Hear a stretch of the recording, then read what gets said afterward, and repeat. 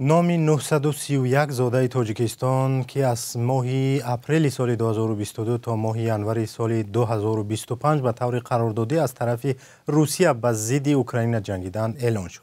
روی خط را زیستن می‌خواهم یک طرح دولتی اوکراین روز 23 اپریل نشر کرد. بر اساس این فهرست از 931 زاده تاجیکستان که از 18 تا 70 ساله هستند تا ماه ینوری سال 2025 196 نفر کشته شدند. همکار ما این روی خط را دیدند و با نام‌ها شناس شدند. خلاصه را از کیومرث عطا می‌فهمیم که با ما در اینجاست. کیومرث، جستجوی خبرنگاران چی را نشان داد؟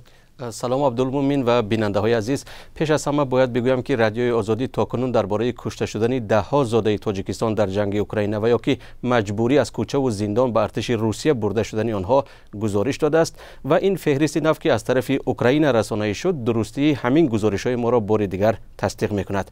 از جمله نصرالله جنیدوف از ناحیه عبدالرحمن جامی که در ماه اکتبر سال 2023 در جنگ اوکراین کشته شد و رادیوی آزادی دربارش گزارش داده بود در این روی خط هست.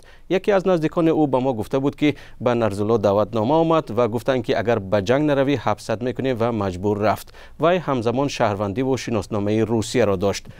جستجوی ما عبدالمومن نشان داد که بعضی از آنهایی که نامشان در روی خط آورده شده است در روسیه به جوابگری کشیده شدند یا علیه آنها سند ترتیب داده شده با تهدید و ترساندن به جنگ روسیه در اوکراین برده شدند. کیومرث، باری اول است که چنین روی خط نشر می شود و مقیاس شرکت زادگان تاجیکستان را در جنگ ضد اوکراین هم نشان می دهد و در یک روز اخیر در شبکه‌های اجتماعی نیز سبب نگرانی و بحث‌های زیاد شد. آیا مقامات تاجیکستان در این زمینه حرفی گفتند یا اظهارات دادند؟ بله عبدالمومن، این بار اول است که چنین روی خط نشر و پهن می شود. طوری اشاره کردید اما گمان می رود که آمار پوره را در بر نمی گیرد.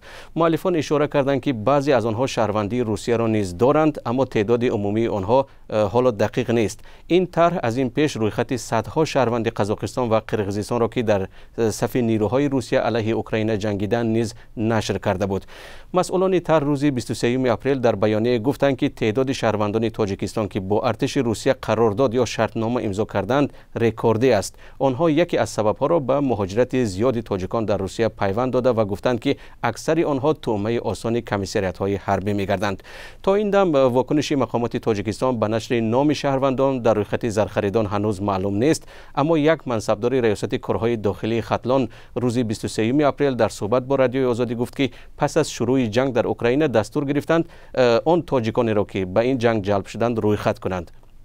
به قول او در این میان شخصانی هستند که دو شهروندی دارند و افراد دیگری که از زندان به این جنگ رفتند، ولی توجه آنها بیشتر به شخصانی بوده است که تنها شهروندی تاجیکستان را دارند.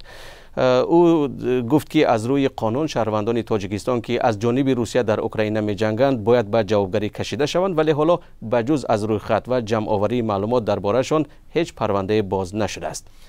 سپاس کیومرث. بیننده های عزیز، معلومات بیشتر را درباره روی خط 931 زاده تاجیکستان که تا اول امسال از طرف روسیه به ضد اوکراین جنگیدند در وبسایت رادیو آزادی دسترس کنید.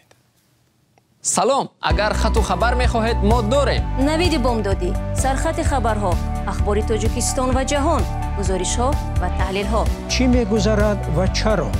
دانستن فهمیدن است. ضمیمه یا اپ ما را بگیرید.